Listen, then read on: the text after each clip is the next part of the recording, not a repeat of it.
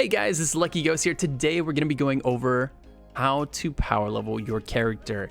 I get asked this question every single day in stream, and my answer is always the same. Don't rush it. Enjoy the journey.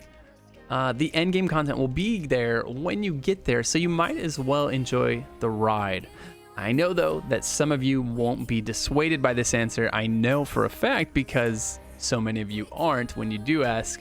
And I'm a little bit the same way myself. When I get into a new MMO, I'm always very excited to get to the raids, to get to the dungeons, and start doing the stuff that's going to provide to me that best in slot gear. I understand the urge, and so for those of you who won't be dissuaded, here it is. Here's how to power level your character. All right, so you can't start the process without talking about ways to increase the amount of experience you get per kill.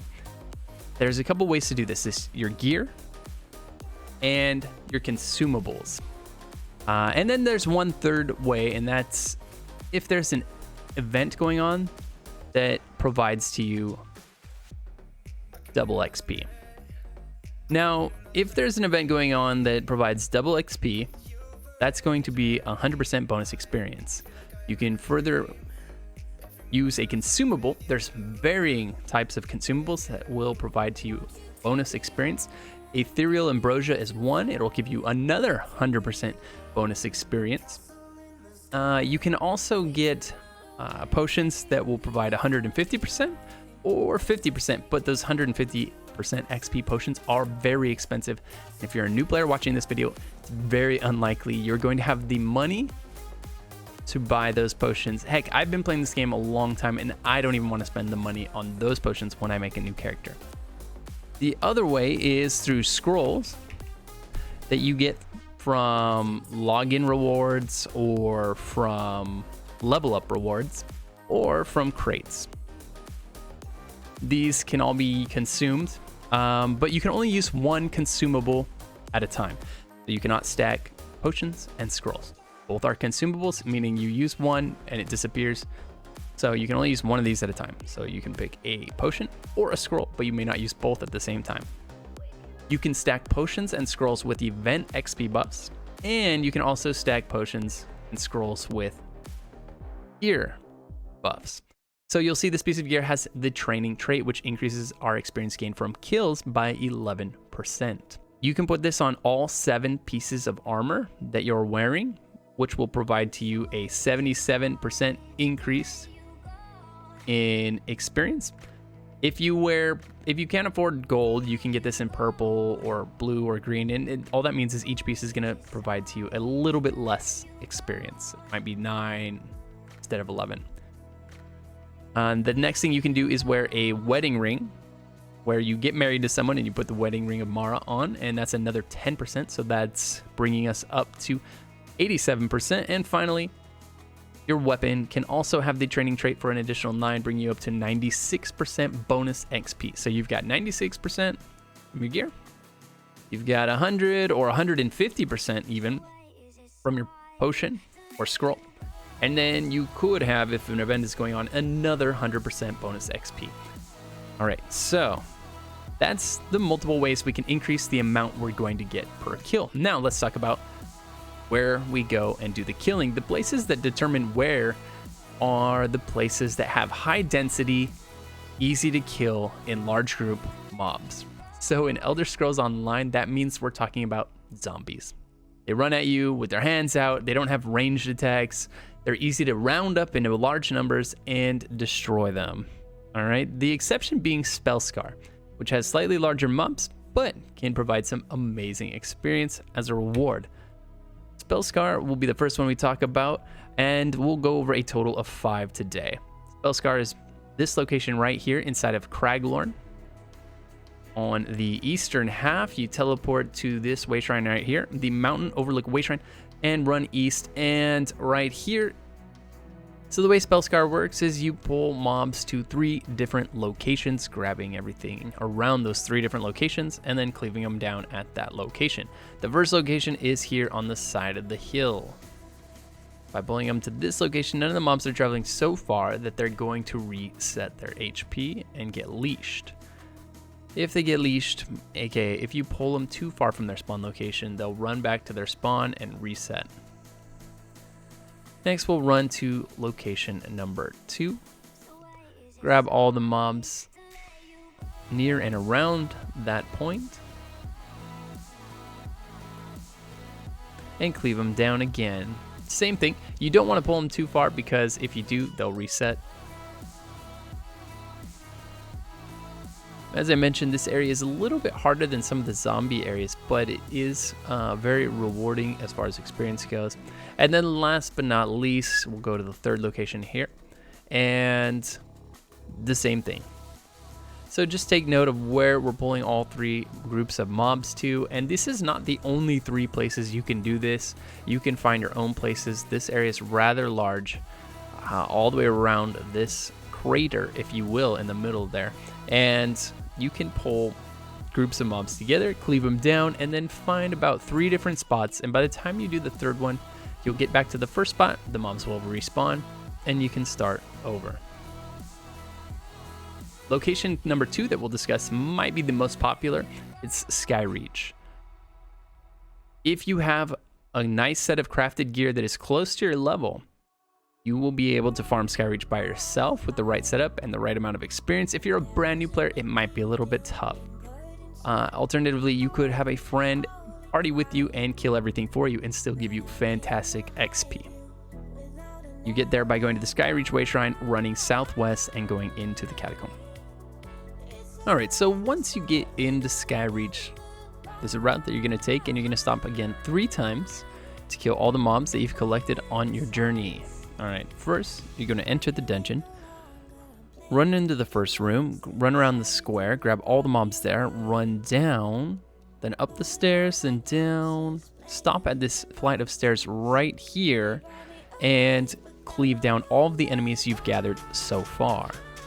This will be a huge chunk of XP, and then you'll run up into the next room. You'll avoid the enemies in this little corner down there on the south right, and sneak into this room with a chest. You'll open the chest without activating any of the mobs first, so that you can kill the mobs in the room and the mobs that the chest spawns at the same time.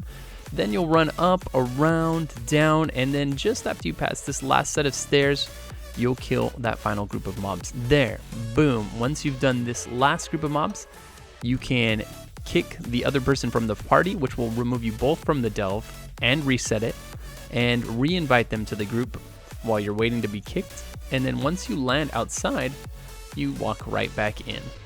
Easy as that. All right, and now I'll go through an actual run through this so you can see what that looks like. Alright, so the first thing you're going to do, if you're the one doing the killing, it doesn't really matter how you do this, as long as you're grabbing all of the mobs and then killing them all. And if you do it without dying, all the better, because if you do die, they're going to run back to their spawn location, you're going to have to run back, grab them all again, and you're going to lose a ton of time. If you're the person following, one very easy strategy is to crouch. If you stay crouched, the mobs will not aggro you, and you'll stay alive, which is nice, but not very important, because even if you do that, you'll continue to get XP while they're killing the mobs. So here I am, showing you what that might look like. I stood up and instantly some of the mobs recognized me and began to turn on me. We're going to run to this first set of stairs I mentioned earlier, and this is where we're going to assault all of them until they are dead.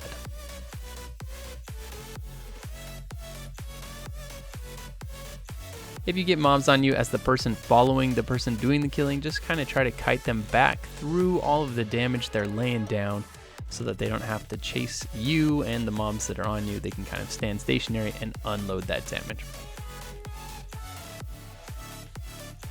Now that we've killed this group, we're gonna go up these stairs, and we're going to sneak past the mobs that are on the right because they're a lot more work than they're worth. And there, you can see I'm hovering over that XP bar. I just got 57,000 XP for that group of mobs. Huge. All right, we snuck past those mobs, and now he's going to sneak into the room and open the chest without aggroing any of the mobs. That way he can kill the mobs. The chest will continue to spawn waves of mobs for a while, and so this saves you some time and efficiency because you can start killing all these other mobs out here while you're killing those waves of mobs that are going to spawn. As you can see, there's quite a few mobs already being killed, and huge waves just like that one are going to continue to spawn here. I'll go ahead and show you where we're at on the map so you can orient yourself. This is where the chest is at. We've run down around the room. We're about halfway through this now. This is the second out of 3 places that we're going to stop to kill mobs.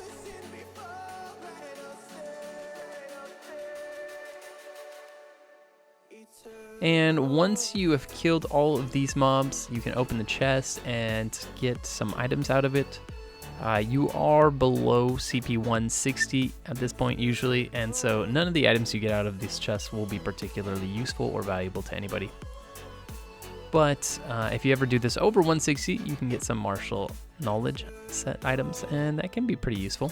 You can also get some blueprints and stuff out of there that might sell for a decent penny. And of course a little bit of gold, so it's worth opening.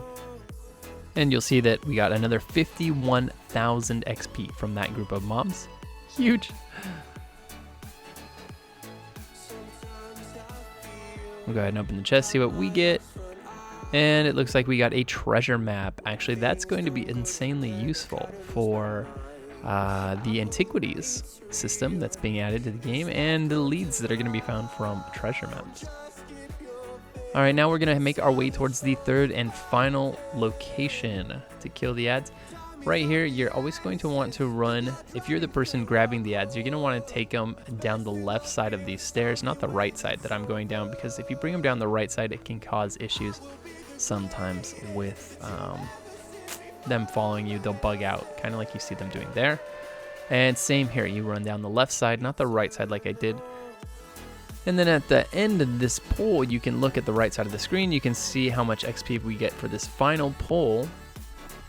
And as we mentioned before, once you're done, oh, there we go. The XP popped up, 27,000. So what do we get? We got 50 something, and then 27. So about 130,000 XP in this one run through this dungeon. And the whole thing took maybe 5 minutes.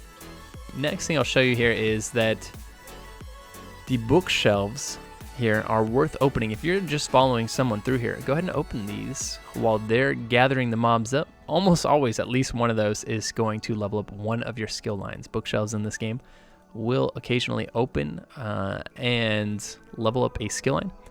And this is one of the locations where every time you reset it and the mobs respawn, the bookshelves reset as well, and you have another chance at leveling a random skill line.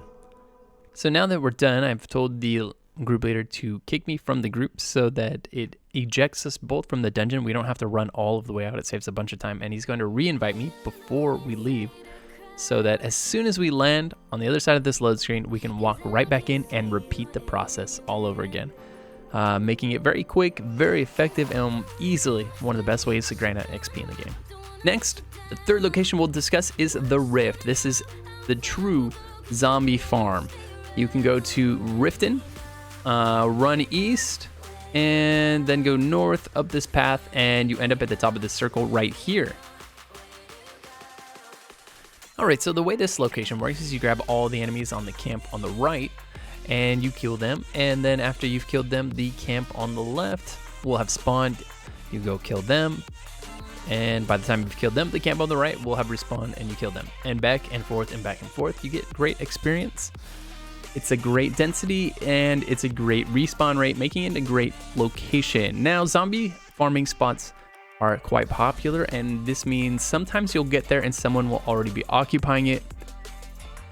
You can either choose to join them in their grind, or you could try to leave and come back and get a different instance. If that fails, you could go to a different spot. So let's talk about another couple of spots you might go to in Alikr Desert. In Alikr Desert, there's another spot over here at the docks.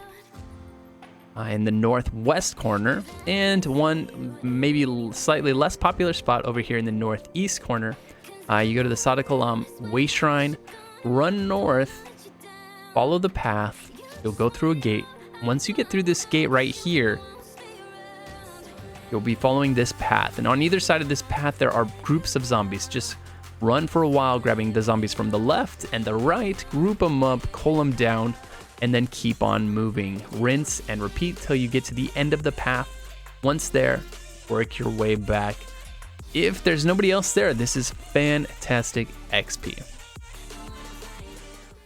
All right, last but not least, Dolmen. You can't talk about XP grinding without talking about Dolmen, because Dolmen's unique in that you can be a level 1 character, completely naked, by yourself, and still get fantastic experience. The way Dolmen work is you go to the zone, and in zone chat you type X or Y or Z in that order.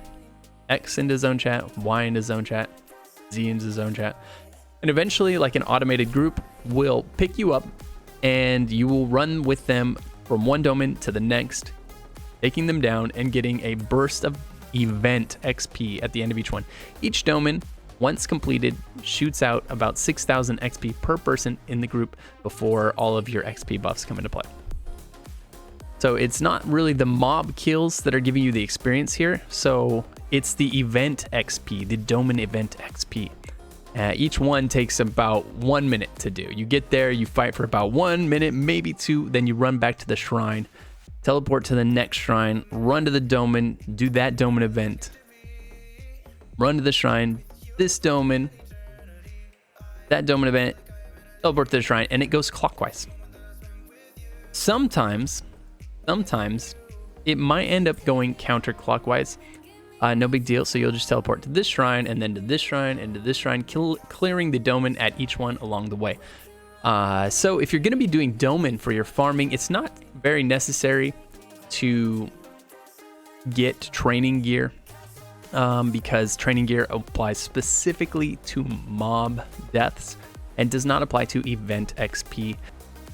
All right, guys, that concludes this power leveling video. Be sure to check out the links below for written guides for this information and more at justlooted.com. I'm Lucky Ghost. I stream ESO 5 days a week, so feel free to swing on by and ask me any questions you have about this game.